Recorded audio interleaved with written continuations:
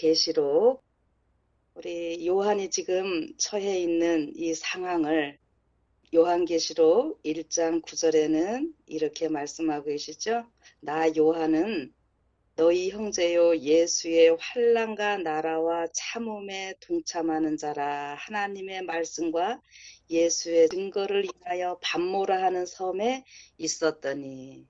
자, 지금 예수님의 그 사랑받던 12제자 중에 하나인 요한입니다. 요한이 반모라고 하는 섬에 지금 귀양가 있는 모습이죠. 여러분 얼마나 지금 힘들고 외로운 이러한 상황이겠습니까? 그런데 정말 그 보고 싶은 가족들, 사랑하는 성도들 하나 만나지도 못하고 있는 이러한 상황일 때에 그 어느 때보다도 힘든 이러한 상황인 이 상황에서 지금 예수님이 나타나시는 거잖아요. 그래서 예수님이 나타나시는데 그 예수님의 모습이 너무나 멋지십니다. 그래서 그 예수님의 모습을 여기 이제 13절에 잘 묘사를 해놓고 있습니다. 때 사이에 인자 같은 이가 아래 끌리는 옷을 입고 가슴에 금띠를 띠고 이렇게 나타나시는 모습이죠. 그래서 이 모습이 지금 이 예수님께서 성소에서 그 하나님의 모든 백성들을, 교회들을 이제 돌보시는 이러한 모습으로 나타나시고, 결국 이제 요한계시록 전체를 통해서 말씀하시고자 하시는 것은 우리 예수님의 피로 산 우리 모두가 예수님과 함께 우리 하늘 왕국에서 영원히 살 수 있도록 모든 것을 준비시키시고 또 우리를 이끌어 가시는 이러한 모습을 보여주는 것을 우리가 알 수 있습니다. 이제 이 요한계시록을 우리가 연구를 할 때 이 관점을 제가 오늘 서론으로 좀 말씀을 드리고자 합니다. 제목은 조금 깁니다. 멜기세덱 반차의 왕과 대제사장이신 예수님의 손에 들려진 우주의 스타들. 여러분과 제가 이제 예수님을 믿고 우리가 구원받을 수 있는가 없는가 어떤 이런 차원이 아니라 이미 구원받은 자들로서 우리의 삶이 어떠해야 될지를 이 요한계시록을 통해서 보면서 우리의 신분이 얼마나 고귀하고 위대한 존재인지를 저는 좀 같이 강조를 하면서 나눠보고자 합니다. 그래서 멜기세덱 반차라는 말 많이 들어보셨을 거예요. 히브리서 공부하실 때 우리 예수님께서 멜기세덱의 반차를 쫓아 대제사장이 되셨다 하는 이런 표현이 있는데 오늘 그 표현을 빌어서 제가 이 계시록에 과연 그것이 어떠한 의미인지를 또 계속 또 말씀을 드리고자 합니다. 그래서 이 계시록을 연구하는 관점은요. 먼저 모든 개념은 다 구약 성경에서 가지고 온다고 하는 것을 기억해 주십시오. 그리고 여러분들도 이렇게 말씀을 자꾸 기도하고 이 말씀을 보실 때에 이게 잘 이해가 안 되면 구약 성경에서 이런 표현이 어디에서 어떻게 나왔던 것인가 이런 거를 좀 생각을 해보시면 좋겠습니다. 이 요한계시록 전체 구절이 401절인데요. 여기서 278구절이 다 구약에서 인용된 것입니다. 그래서 모든 개념, 그냥 요한계시록에서 갑자기 요한이 이러한 표현을 쓴 것이 아니라 이미 구약에서 다 있었던 용어들을, 사건들을 가지고 온다고 하는 것을 기억하시기 바랍니다. 그 다음에 두 번째로는요, 요한복음 5장 39절에 예수님께서 모든 성경이 내게 대하여 증거하는 것이로다 이렇게 말씀을 하셨죠. 그 모든 성경은 구약 성경인데 다니엘서와 그냥 계속 연장되는 선에 있고요. 그 다음에 구약 성경은 오실 예수님, 우리 인류를 구원하기 위해서 오실 예수님에 대한 것을 말씀을 하셨다면은 이제 신약은 어떻게 되는 것입니까? 하나님이신 분이 인류를 구원하기 위해서 이 땅으로 실제로 인간으로 오셨어요. 인간으로 오셔서 그때부터 다시 오실 때까지 그리고 영원히 우리의 왕으로서 모든 일을 하시는 그 예수님의 모습을 기록을 했습니다. 그러니까 그러한 일들이 이제 이 신약에서 특별히 요한계시록에서 어떻게 나타나는지를 우리가 보는데 그 가운데서 특별히 성소와 연관돼서 다니엘서 우리가 8장 14절 할 때 성소가 정결하게 함을 입으리라 이 말씀 있잖아요. 그 말씀과 계속 지금 이 요한계시록이 연결된다고 하는 것을 생각하시면서요. 요한계시록에서는 이제 예수님께서 이 땅에 오셨어요. 그리고 모든 일을 이루시고 지금 승천하셨습니다. 승천하신 것은 성소에 지상에 있었던 그 성소 보시면은 뜰과 성소와 지성소로 이 세 부분으로 구분되어 있는 것 우리 잘 아실 줄은 믿습니다. 그래서 예수님께서 뜰의 봉사는 지구에서 이 땅에 33년 반 동안 계시면서 행하셨고 이제 그 이후로 승천하셔서 성소에서 봉사하시고 1844년 이후로는 지성소에서 봉사하시는 이 모습을 이렇게 단계적으로 보여주고 있는데요. 그 성소 봉사와 지성소 봉사에서 우리 예수님이 하시는 모습을 통해서 오늘 이 땅에서 우리들은 어떻게 해야 되는지를 또 보여주고 있다라고 하는 것입니다. 그래서 그런 관점에서 계속 보겠고요. 특별히 이 요한 계시록이라고 이렇게 표현을 하고 있죠. 이 계시라고 하는 말 우리가 밝히 드러낸다. 그런데 무엇을 그렇게 밝히 드러내는가 하는 것입니다. 계시한다고 할 때에 여기에는 본다라고 하는 이러한 의미가 있는데 무엇을 밝히 보고 드러나는가 하냐면은 바로 하나님의 아들 예수님이 어떠한 분이신지를 더 분명하게 보여주고 드러내는 이러한 책이라고 하는 거죠. 그래서 이 말씀을 어디부터 연결을 하는가 하면은 창세기 22장에 보면은 아브라함이 이삭을 모리아산에서 번제로 드리는 장면 나오죠. 그럴 때 이삭이 아버지께 묻습니다. 아버지, 이게 불과 나무는 여기 있는데 번제할 어린 양은 어디에 있습니까? 번제할 어린 양이라고 나옵니다. 그리고 그 번제할 어린 양이 어디 있습니까? 이 이삭이 질문을 했을 때에 그 질문의 답은 하나님께서 친히 준비하시리라 아브라함이 이렇게 대답을 했고 실질적으로 그 장소를 여호와 이레라고 이렇게 했었죠. 그래서 이레 할 때 그 레라고 하는 말이 보여진다라고 하는 것입니다. 그래서 실질적으로 그 번제할 어린 양으로서 예수님이 이 요한계시록에서 더 분명하게 보여진다라고 하는 것. 근데 또 그 중간에 보면은 침례 요한이 예수님이 공생에 시작하러 나타나실 때에 보면은 보라 세상 죄를 지고 가는 하나님의 어린 양이로다. 이렇게 선언을 합니다.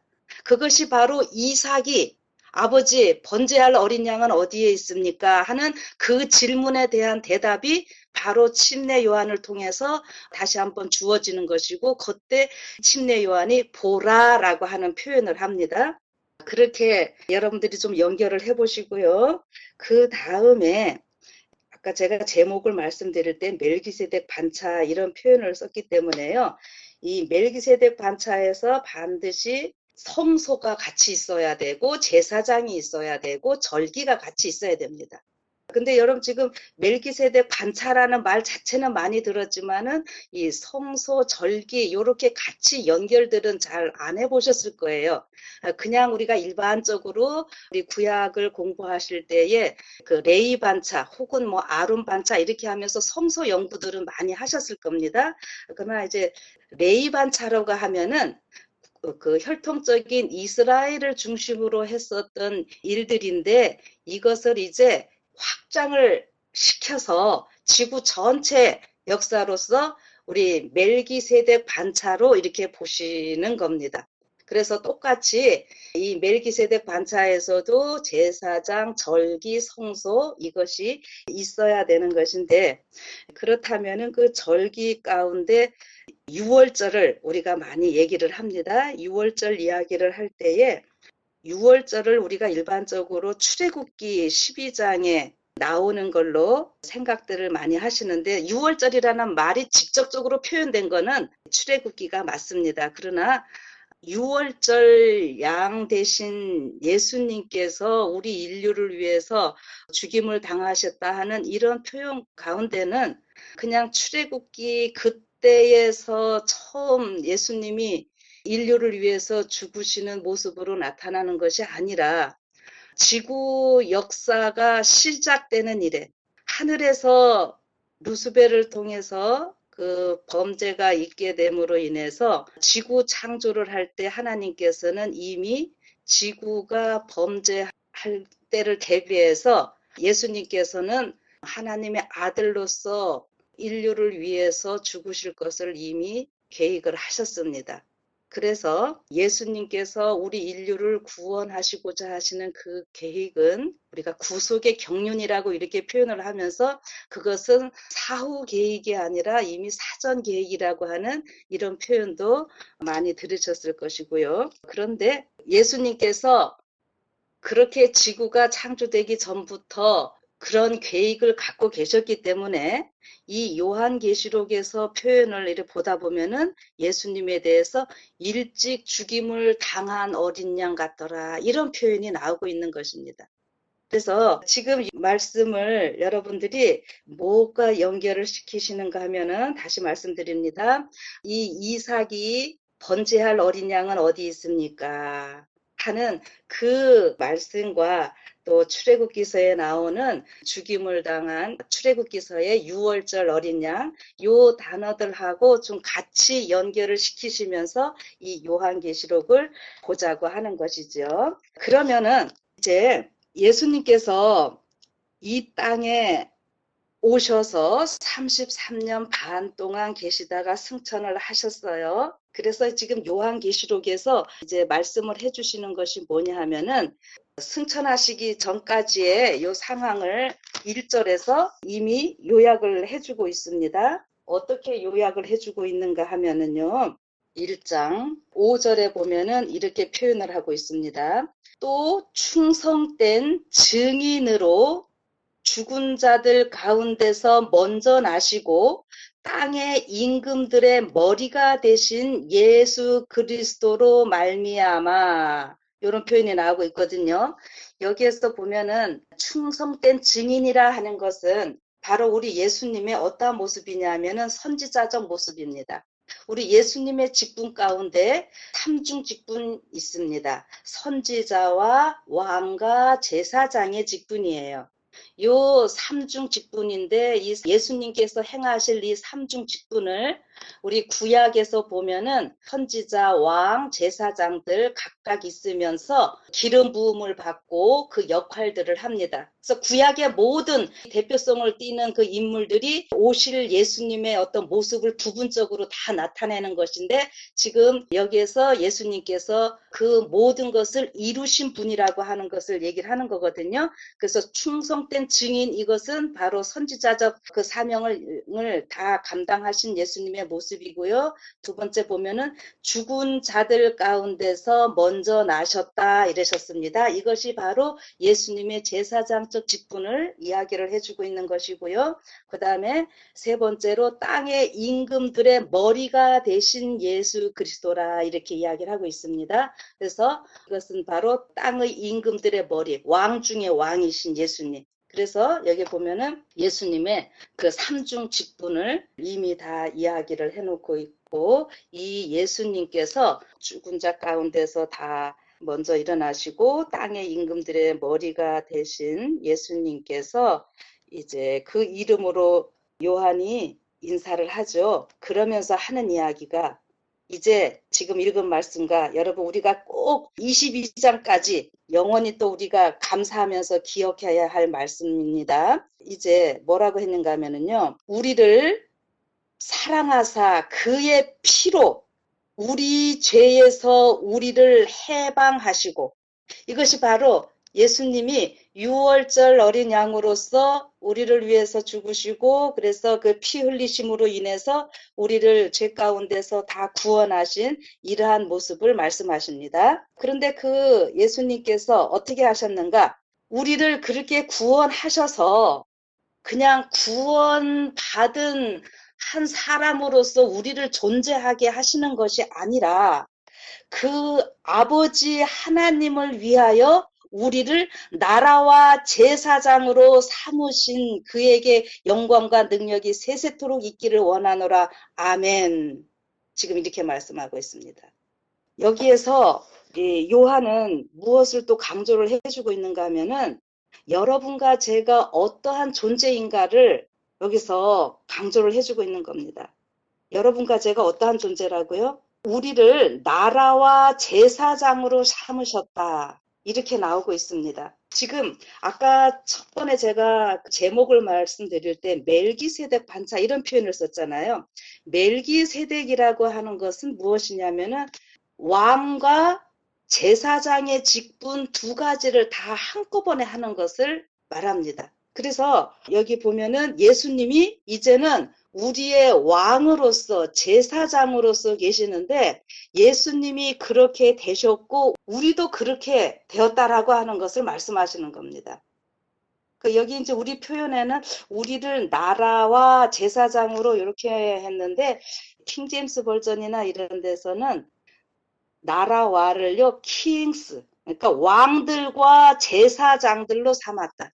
여러분과 제가 왕과 제사장이라고 하는 거예요. 그래서 이 부분에 대해서 제가 사도행적에 있는 말씀을 좀 읽어드리겠습니다. 예수님의 승천은 그의 제자들이 약속된 축복을 받게 되리라는 신호였다. 사업을 시작하기 전에 그들은 이것을 기다려야만 하였다. 하늘 문으로 들어가신 그리스도는 천사들의 경배를 받으시며 보좌에 오르셨다. 이 예식이 마쳐지자마자 성령을 풍성하게 제자들에게 쏟아져 내렸다.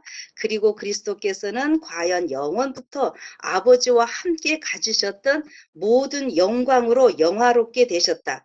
오순절 성령 강림은 구주의 취임식이 끝났다는 하늘의 통고였다. 그분은 당신의 약속에 따라 하늘로부터 성령을 그의 제자들에게 보내셨는데 이것은 왕으로서 하늘과 땅의 모든 권세를 받은 분이요 따라서 그의 백성을 위해 기름 부음을 받은 분이시라는 증거였다. 이렇게 말씀하고 있습니다. 그런데 우리말에는 그냥 왕으로서 이렇게만 번역을 해놨는데 이 사도행적 원문 보면은요 왕과 제사장으로서 이 제사장이라는 말이 있는데 그래서 지금 이 요한계시록 1장에 분명히 우리를 왕들과 제사장으로 우리를 삼으셨다 그랬잖아요. 근데 이미 예수님께서 왕으로서 제사장으로서 모든 권세를 이제 십자가의 죽으심으로 인해서 모든 것을 다 이루시고 권세를 다 취하셔서 하늘에서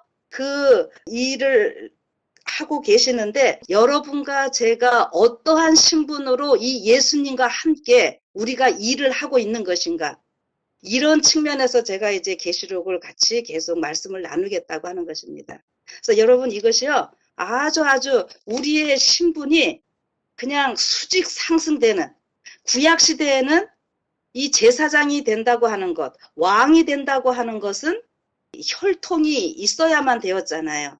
그런데 이제는 그 육적인 혈통이 아니라 여러분과 저는 예수 그리스도를 통하여 누구든지 차별 없이 이렇게 왕과 제사장으로서 아버지 하나님께 드려진 바 된 사람들이라고 하는 거예요. 그래서 아버지 하나님께 드려진 바 된 사람들로서 우리의 삶이 어떻게 되어야 되는지를 보여주고 있는 것이 계시록이라고 하는 것입니다.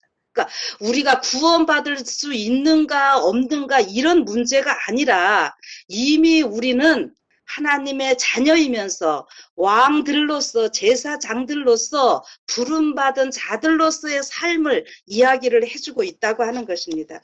그래서 여러분들 그런 것에 좀 포커스를 맞춰주시고요.